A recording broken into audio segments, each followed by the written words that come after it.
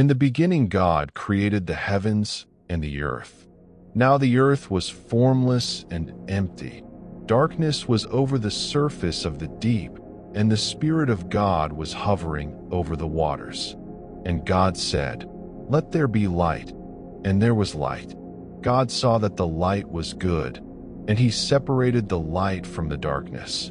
God called the light day, and the darkness he called night. And there was evening, and there was morning, the first day. And God said, "Let there be a vault between the waters to separate water from water." So God made the vault and separated the water under the vault from the water above it. And it was so. God called the vault sky. And there was evening, and there was morning, the second day. And God said, "Let the water under the sky be gathered to one place, and let dry ground appear." And it was so.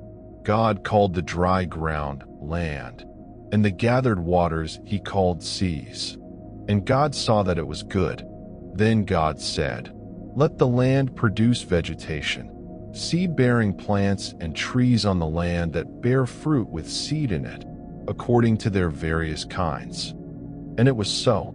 The land produced vegetation, plants bearing seed according to their kinds, and trees bearing fruit with seed in it according to their kinds. And God saw that it was good. And there was evening, and there was morning, the third day.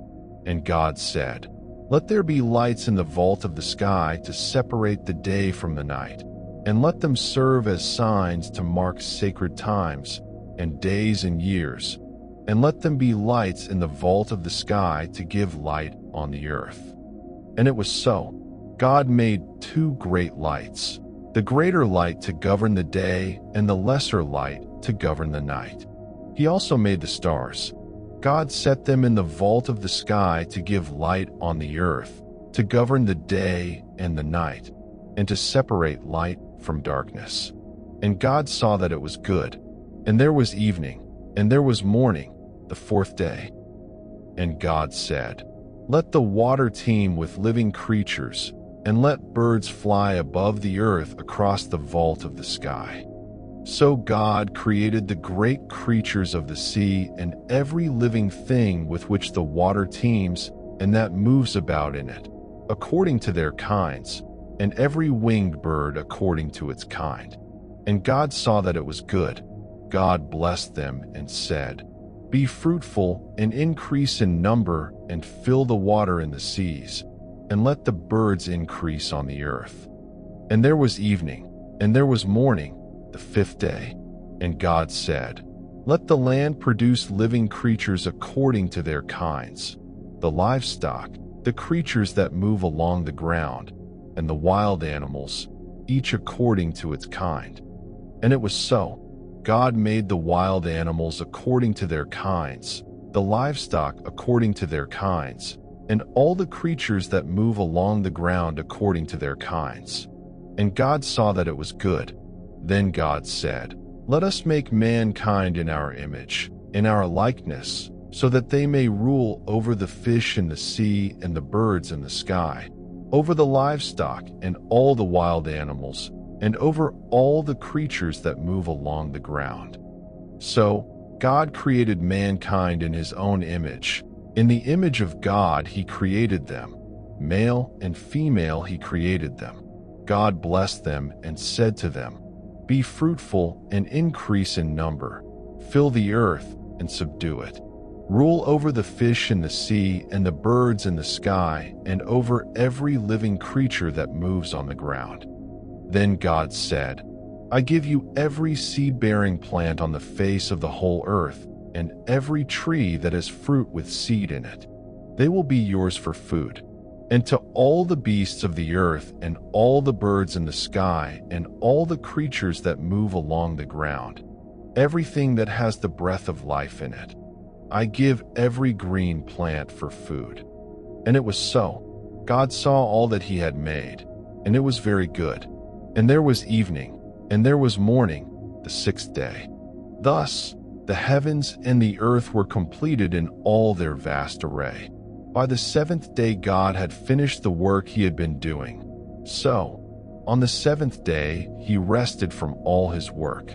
Then God blessed the seventh day and made it holy, because on it he rested from all the work of creating that he had done. Adam and Eve. This is the account of the heavens and the earth when they were created, when the Lord God made the earth and the heavens. Now no shrub had yet appeared on the earth, and no plant had yet sprung up, for the Lord God had not sent rain on the earth, and there was no one to work the ground. But streams came up from the earth and watered the whole surface of the ground. Then the Lord God formed a man from the dust of the ground and breathed into his nostrils the breath of life, and the man became a living being. Now the Lord God had planted a garden in the east, in Eden, and there he put the man he had formed. The Lord God made all kinds of trees grow out of the ground, trees that were pleasing to the eye and good for food. In the middle of the garden were the tree of life and the tree of the knowledge of good and evil. A river watering the garden flowed from Eden. From there it was separated into 4 headwaters. The name of the first is the Pishon.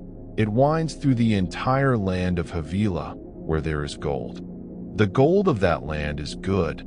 Aromatic resin and onyx are also there. The name of the second river is the Gihon. It winds through the entire land of Cush. The name of the third river is the Tigris. It runs along the east side of Ashur. And the fourth river is the Euphrates. The Lord God took the man and put him in the Garden of Eden to work it and take care of it. And the Lord God commanded the man, "You are free to eat from any tree in the garden, but you must not eat from the tree of the knowledge of good and evil, for when you eat from it, you will certainly die." The Lord God said, "It is not good for the man to be alone. I will make a helper suitable for him." Now the Lord God had formed out of the ground all the wild animals and all the birds in the sky. He brought them to the man to see what he would name them.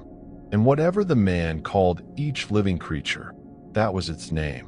So the man gave names to all the livestock, the birds in the sky, and all the wild animals.